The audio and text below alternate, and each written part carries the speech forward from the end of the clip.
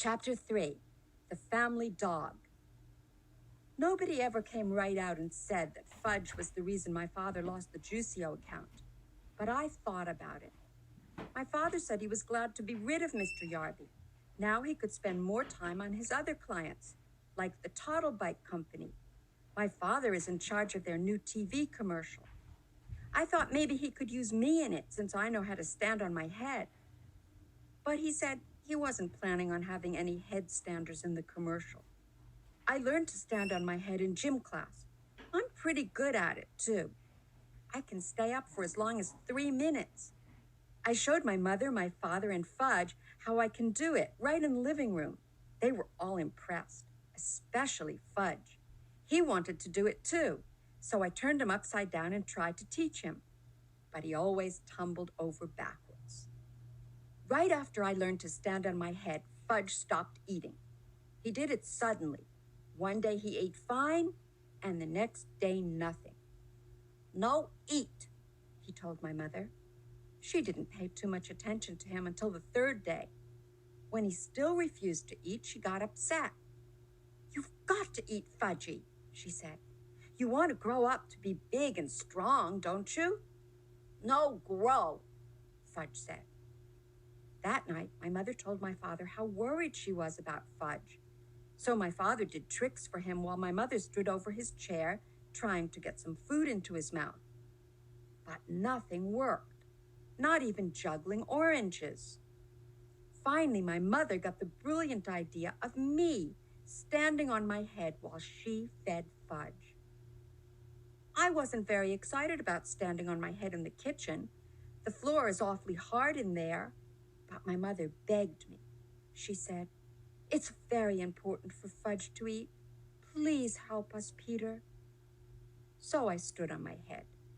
When Fudge saw me upside down, he clapped his hands and laughed. When he laughs, he opens his mouth. That's when my mother stuffed some baked potato into it. But the next morning I put my foot down. "No, I don't want to stand on my head in the kitchen or anywhere else," I added, "and if I don't hurry, I'll be late for school."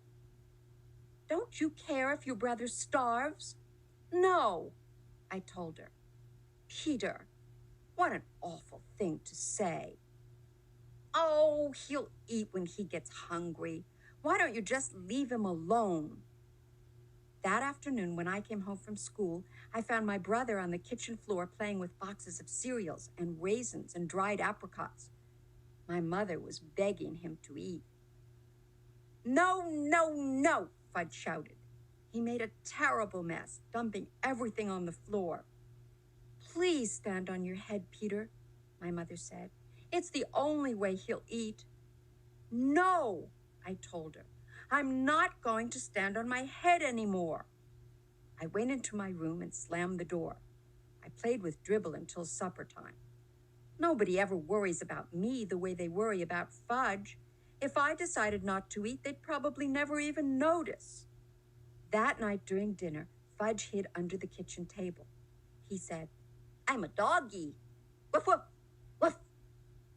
It was hard to eat with him under the table pulling on my legs. I waited for my father to say something, but he didn't. Finally, my mother jumped up.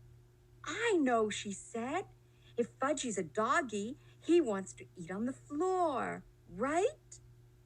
If you ask me, Fudge never even thought about that. But he liked the idea a lot. He barked and nodded his head. So my mother fixed his plate and put it under the table. Then she reached down and petted him like he was a real dog. My father said, "Aren't we carrying this a little too far?" My mother didn't answer. Fudge ate 2 bites of his dinner. My mother was satisfied. After a week of having him eat under the table, I felt like we really did have a family dog. I thought how great it would be if we could trade in Fudge for a nice Cocker Spaniel. That would solve all my problems. I'd walk him and feed him and play with him. He could even sleep on the edge of my bed at night. But of course, that was wishful thinking. My brother is here to stay, and there's nothing much I can do about it. Grandma came over with a million ideas about getting Fudge to eat. She tricked him by making milkshakes in the blender. When Fudge wasn't looking, She threw in an egg. Then she told him if he drank it all up, there would be a surprise in the bottom of the glass. The first time, he believed her. He finished his milkshake, but all he saw was an empty glass. There wasn't any surprise. Fudge got so mad he threw the glass down. It smashed into little pieces. After that, Grandma left. The next day, my mother dragged Fudge to Dr. Cohn's office. He told her to leave him alone, that Fudge would eat when he got hungry. I reminded my mother that I'd told her the same thing, and for free.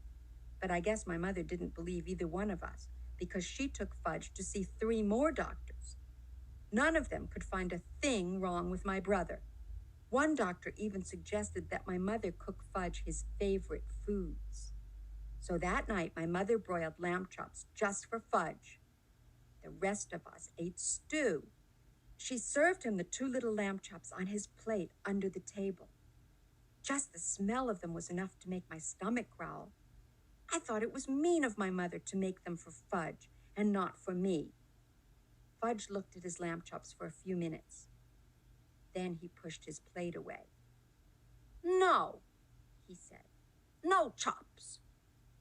"Fudgy, you'll starve," my mother cried. "You must eat." "No chops. Cornflakes," Fudge said. "Want cornflakes." My mother ran to get the cereal for Fudge. "You can eat the chops if you want them, Peter," she told me. I reached down and helped myself to the lamb chops. My mother handed Fudge his bowl of cereal, but he didn't eat it. He sat at my feet and looked up at me. He watched me eat his chops. "Eat your cereal," my father said. "No, no, eat cereal," Fudge yelled. My father was really mad.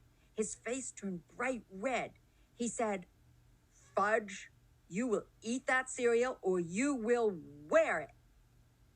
This was turning out to be fun after all, I thought. And the lamb chops were really tasty. I dipped the bone in some ketchup and chewed away. Fudge messed around with his cereal for a minute. Then he looked at my father and said, "No eat, no eat, no eat." My father wiped his mouth with his napkin, pushed back his chair, and got up from the table. He picked up the bowl of cereal in one hand and Fudge in the other. He carried them both into the bathroom. I went along, nibbling on a bone, to see what was going to happen. My father stood Fudge in the tub and dumped the whole bowl of cereal right over his head. Fudge screamed. He sure can scream loud. My father motioned for me to go back to the kitchen. He joined us in a minute. We sat down and finished our dinner. Fudge kept on screaming. My mother wanted to go to him, but my father told her to stay where she was. He'd had enough of Fudge's monkey business at mealtimes. I think my mother was relieved that my father had taken over. For once, my brother got what he deserved, and I was glad. The next day, Fudge sat at the table again, in his little red booster chair where he belongs. He ate everything my mother put in front of him. "No more doggy," he told us. And for a long time after that, his favorite expression was, "Eat it or wear it."